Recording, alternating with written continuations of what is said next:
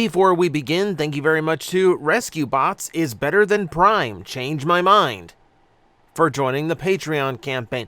No, I'm not going to try to change your mind. That is your opinion. You are welcome to have it. And just using the Patreon shout-out system in order to force that out of my mouth does not make it true of me. So, I do appreciate you making a weird one. Thank you very much. Those are always fun. But no, thank you everyone for all of the support, all of the love. You guys are the reason for this. I could not keep doing this without you, and I would like to continue to do this for as long as possible. And that really does come down to the support you guys show for me, whether it is subscribing on Patreon, hitting like, hitting subscribe. It is all extremely important to the survivability of the channel and the possibility of me continuing this forever. It is all up to you guys, and I thank you very much for allowing me to continue to do so. So, today we are going to take a trip down to Brazil. And no, not a literal trip. The Patreon doesn't pull in that much money. But we are going to be taking a trip down to Brazil to see what Transformers in the 80s was like there. And it was an interesting beast at the time. Brazil, in general, was just kind of this little hotbed for random toys that didn't get released anywhere else. If you know of the old 90s cartoon Dino Saucers. 80s, 90s, can't remember Dino Saucers launch, but point being, it was designed to create an entire toy line. They had big figures, play sets, this whole thing, and it only rolled out in Brazil, which makes the toys extraordinarily expensive today. Point being, though, we have a lot of strange toy history when it comes to Brazil, and Transformers is no different. Several companies actually got to release transforming toys back then, including licensing different Transformers for release down there. And the most famous one of all of these is Estrela. So we're going to be looking at the Estrela line of Transformers today, for those who have never looked into it before, because it is a really obscure piece of history for the franchise. So, their license for Transformers was unique in that they weren't just licensing Hasbro to bring toys down to Brazil and release them at retail there. No, their license also included the ability to extend the line and make their own. They could manufacture their own toys. They could license other companies in order to use their transforming robots and brand them as Transformers, which creates this incredibly different ecosystem when it comes to what Transformers looked like at the time. Now, Estrela did continue to be a licensing partner with Hasbro. After G1, they continued to distribute actual Transformers and just as a licensing deal in the country of Brazil all the way until Cybertron. But it was G1 where they enjoyed the freedom to do whatever they really wanted with the franchise. So let's take a look at their most famous child, which is Saltman X, and subsequently Saltman Z. So we know these two. Pretty well, because I think this is one of the more infamous pairs. So Saltman is not literally salt. It is not actual the table seasoning salt. No, it's based on the Spanish and Portuguese word for jump, which goes all the way back to the Latin word for jump, saut. So that's where we kind of get that language from. Same way we have terms like somersault. It just means jump. Because, of course, these are the jump starters. So they had an interesting design for them, and these were some of the only ones that literally got names and some kind of bio attached to them. Not entirely sure why, but they just happen to like these toys. Now, what you see on screen right now is kind of how these were presented across the board. There were no Autobot or Decepticon factions presented. Everyone just kind of shared the same Autobot-esque red packaging. You'll even see they had their own unique version of the Transformers logo, which that is, again, just an oddball thing that they were able to do down there.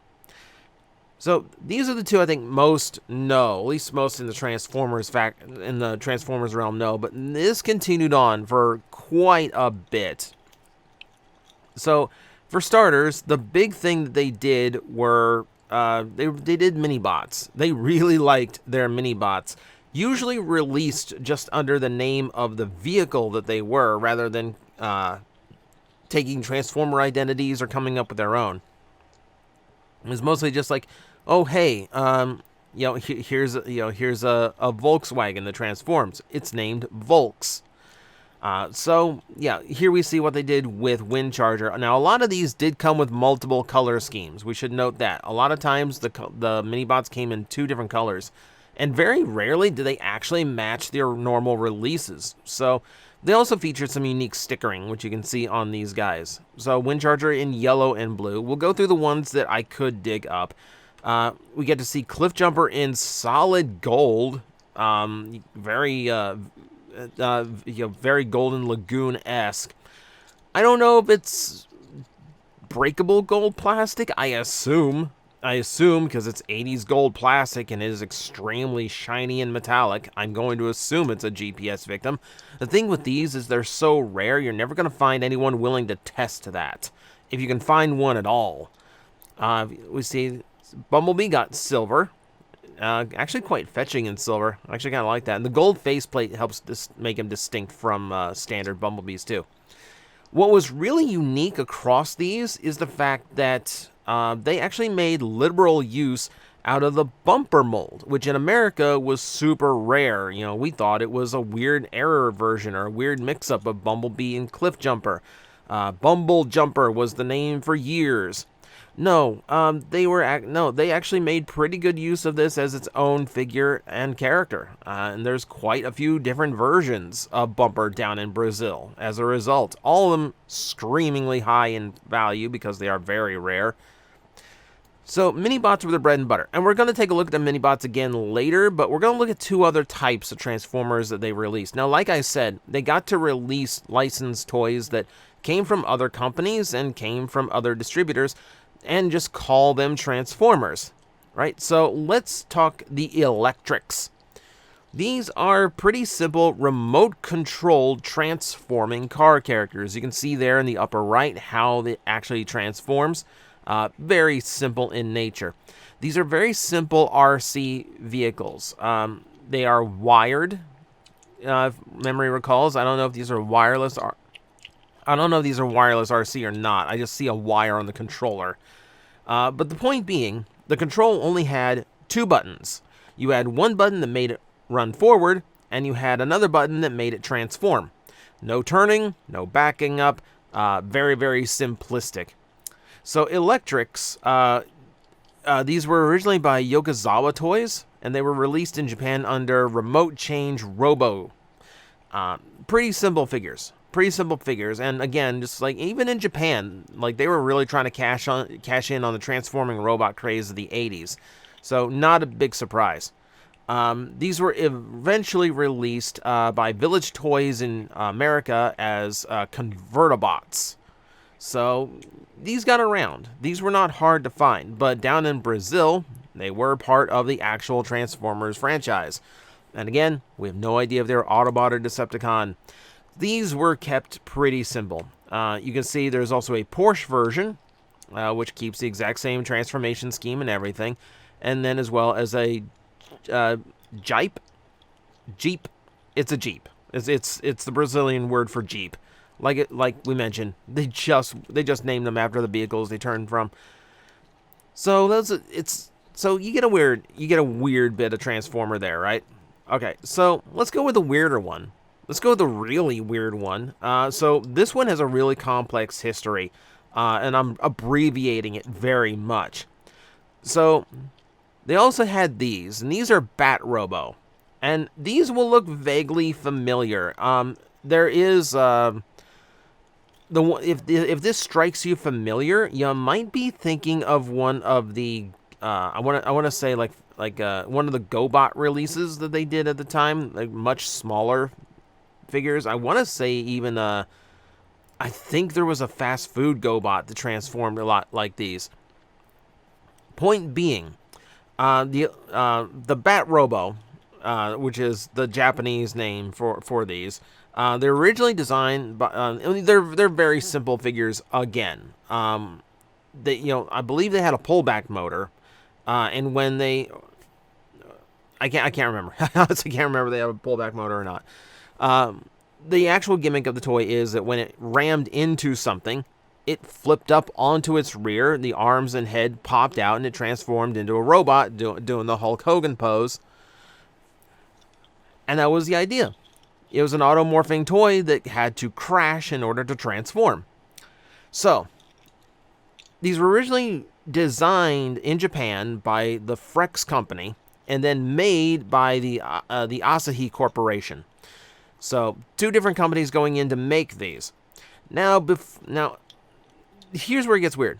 So, these were licensed for release in the U.S. by the Ertl company as Pow-Artrons. So if you happen to have one of these, or you happen to have seen one on eBay, you've probably seen a Pow-Artron, basically. Now, that's pretty standard fare. Like I said, everyone, U.S. and Japan, was trying to get in on transforming toys. But where it gets weird is that a Japanese company called Fujisho licensed them back to Japan unaltered. So Fujisho was actually a sister company or part of the umbrella of Asahi.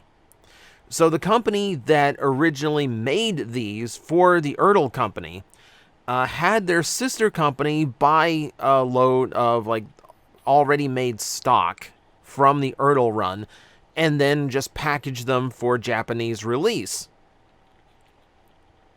Little odd. Just a little odd. They were eventually released in Japan under Attack Change Machine Powertron. But even then, it's a little bit weird if they were actually released or not, because they appeared at a Japanese trade show after all of this, looking for like distribution partner.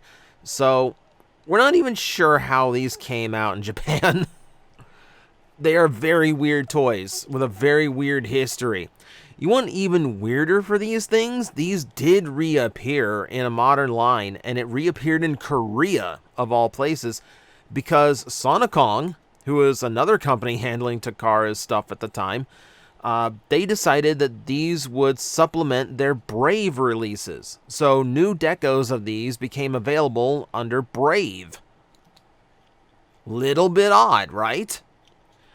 So they actually did. So they eventually got some kind of release somewhere, but yeah, it's a little bit muddled. Point being, another oddball one from Brazil, and the only place where you're going to find them as like actual Transformer characters.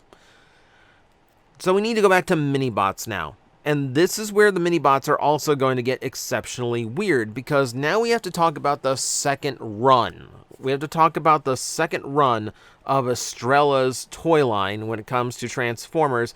And again, that is them just kind of doing their own thing. Let me introduce you to the second run. And this features brand new factions. For the first time in Estrela's history, they actually released brand new characters that had factions. We had good guys and bad guys for the first time in the Brazilian Transformers history, at least where this company is concerned. So what you're seeing on screen is a different version of Cliffjumper, obviously. On package, it is done in white. You can see the bubble has not been kind to it. But we have a better shot of the blue one. Now you notice a faction symbol that looks like something you would have seen on a Thundercats release. No, so this is part of the heroic faction called Optimus. Optimus. They actually took the name of Optimus Prime and they turned it into an entire faction for their heroic Minibot line. Little bit, like I said, it's a little bit odd.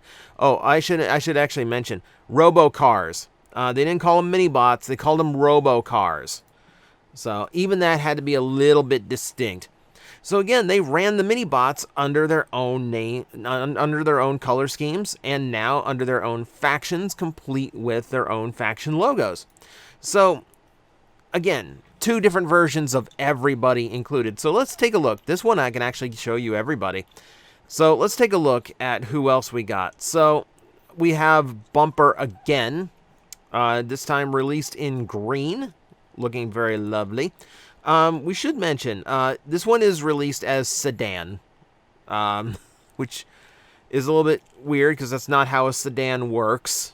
But it's what they called it. Cliff Jumper was named Carrera, by the way. So if we move on, yeah, I actually like this Molten Green. We didn't really have we didn't have like a good green amongst the Minibot cars. We had to take Cosmos, but he looks nice. He looks nice. And then this looks familiar. This looks familiar. So here's the Brazilian release of Bumble Jumper, complete with his own unique faction symbol. It's about as close as they came to releasing an actual Transformer. Even when they started getting close on others, it's still a little of their own flavor thrown in. But weirdly enough, that makes Bumper, the proper Bumper, far more common in Brazil than it was in America. Kind of ironic that. Let's take a look at Volks, their version of Bumblebee. And he's looking far more Bumblebee as an Optimus. He looks good. He looks very orange. We dumped a little bit of tang in with the plastic on this run, unfortunately. Yeah, but he looks close. He looks close. If you want familiar, we can do familiar again. They did him in red too, so here's our red Bumblebee. Even in Brazil, we can't get away from redoing. We can't get away from repainting Bumblebee into Cliff Jumper, can we? That's just how it's always going to work. So those are the heroics. Those are the heroic Optimus. So we now need to look at the villains, and the villains were called Malignus. Yeah, because you need that mental image thrown in there when you think of like villainous robots. So let's take a look at them. Again, 3 minibots, 2 different color schemes each, and that's going to start with their take on Windcharger, done with the name Camaro. He actually looks good. The metallic teal actually looks really, really good on that car, and I don't even mind. I don't mind the yellow with it either. I think this actually looks really neat. This would have been like prime option for like a Selects release. If we'd gotten a Windcharger in the last few years. A lot of these, I'm going to say, would be like amazing Selects releases or just like a weird box set for Hasbro Pulse or Amazon. Like we're getting more of these mini-bots. We got a Brawn coming up. Somewhere there might be a Gears because he was supposed to be in Kingdom. Who knows? Who knows? So, okay. I'm getting like ahead of myself. Who else we got here? Here's his black and pink, very Bret Hart color scheme. It doesn't even look black. Like, the wheels are black. The rest of the body seems to be like a super, super dark blue. Again, not a bad color scheme, I'm going to admit. We go with Jeep next. And, okay, that is a very evil-looking version of Brawn. Very very Halloween. Very Halloween, which I'm kind of into, honestly. His other color scheme is actually pretty Autobot in nature. Like this one, if they had repainted this in G1 and just called it an Autobot, I would have absolutely believed it. He kind of hits the same note for me as like Nacelle or Universe Ramjet, where the color scheme just seems a little bit too bright and a little bit too like distinctly Autobot in nature for me to really go, oh, that's a villain. But that's how it went down there. That's how it goes in Brazil. I'm not gonna judge it. And we're gonna say we saved Pickup for last, who is Gears, and Gears in the two-tone red looks pretty sick. I'm not gonna lie, I actually really dig that. So I saved Gears for last, not because of this particular color scheme. One other thing I'll point out is like I actually kind of like how they ignored the sides of the helmet and just focus on the face, which gives him a little bit more of a distinct head. I kind of like that. But no. If we really want like. This is like the creme de la creme. If I ever go after one of these are crazy expensive. I'm never going to. But if I was ever to want one of them, I would want the Malignus Pickup in the Constructicon colors. Doesn't this just scream G1 animation era Gears? Doesn't it just scream like this is like a Gears you'd see during like Five Faces of Darkness or Carnage in C Minor? Like one of those like really bad episodes when it came to like bad color scheme, like random color schemes on random character models. Oh, I love how this one looks. So, with that, that's pretty much my tour of Brazil. Like I said, it's a fascinating look of Transformers history when there's so many different random repaints and even exclusive toys that we never got in America under the Transformers line. It's very interesting to see how a different country grew up with Transformers, considering what it was everywhere else. Fascinating little bit of history. And also, I really just kind of wanted to talk about Optimus versus Malignus as separate factions, because it just kind of still blows my mind. But that's been your history lesson for the day. Thank you for joining me. I hope you learned something, and I hope you enjoyed. So, until next time. I'm like, I think you guys got this. I will back away, and I will see you all later. You've got this handled. Alafi's like, really? You're not gonna help me? Like, it's fine now. It's like these disgusting creatures breathing down my neck, and you're all just like, I believe in you. You got this. All right, you seem to have this. 5 minutes.